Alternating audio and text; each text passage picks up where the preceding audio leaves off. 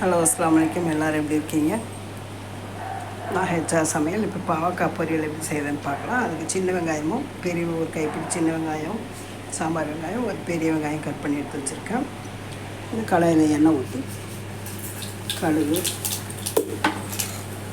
கடலைப்பருப்பு உளுந்து ஒரு ஸ்பூன் சீரகம் போட்டு தாளிச்சிக்கலாம். எண்ணெய் நல்லா காஞ்சோன்னே கடுகு பொரிஞ்சோன்னே நல்லா வதக்கிடணும். வெங்காயம் நல்லா வதங்கணும். நல்லா சேர்ந்து வதங்கினதுக்கப்புறம் ஒரு தக்காளி அரிஞ்சு போட்டுக்கலாம். வெங்காயம் நல்லா வதங்கினோன்னே கட் பண்ணி வச்சுருக்கிற ஒரு தக்காளியும் நல்லா போட்டு நல்லா எண்ணெயில் வதக்கிடணும்.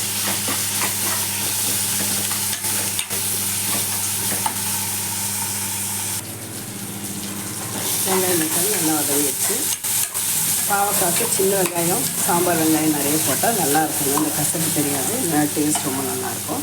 நல்லா வெங்காயம் தக்காளி சவக்கு வதக்கினதுக்கப்புறம் கட் பண்ணி வச்சுருக்கிற பாவக்காயும் போட்டுடலாம்.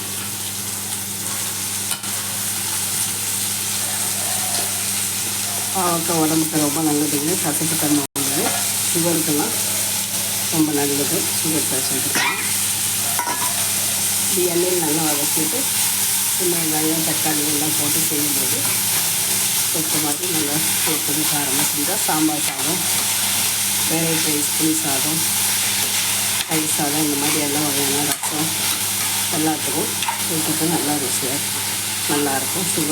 சுகருக்கும் ரொம்ப நல்லது உடம்புக்கு. வயிற்றுக்கு இருக்கிற பூச்சிகளையும் பாவக்காய் சாப்பிட்றதுனால பூச்சியும் வெளியேறும். பாவக்காய் நல்லா எண்ணெயில் வதங்கினோடனே ஒரு சிட்டிக்கு மஞ்சள்தூள், சின்ன ஸ்பூனில் ஒரு 2 ஸ்பூன் மிளகாத்தூள் போட்டு நல்லா எண்ணெயில் வதக்கி விட்டணும். எண்ணெயில் பாவக்காய் நல்லா வதங்கும் போது அந்த கசப்பெல்லாம் எடுத்துரும். நல்லா டேஸ்ட்டாகவும் சுருக்கணும் இருக்கும்.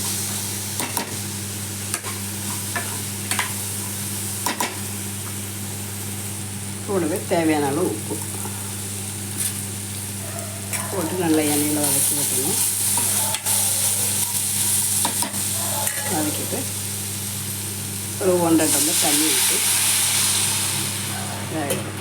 மூடி போட்டு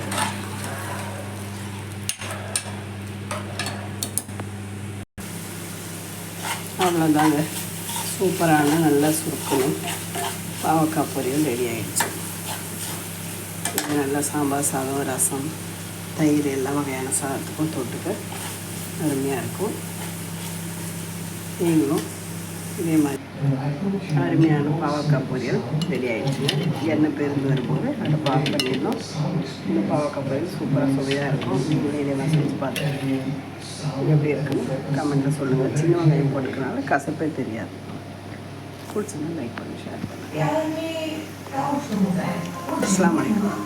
தேங்க்யூ. இப்போ எங்கள் வீட்டில் சாம்பார், முருங்கைக்காய் மாங்காய் சாம்பார், உருளைக்கிழங்கு வறுவல், கூட பாவக்காய் பொரியல். இதுதான் இன்றைக்கி. மறக்காமல் நம்ம சேனலை சப்ஸ்கிரைப் பண்ணிடுங்க. தேங்க்யூ. அஸ்ஸலாமு அலைக்கும்.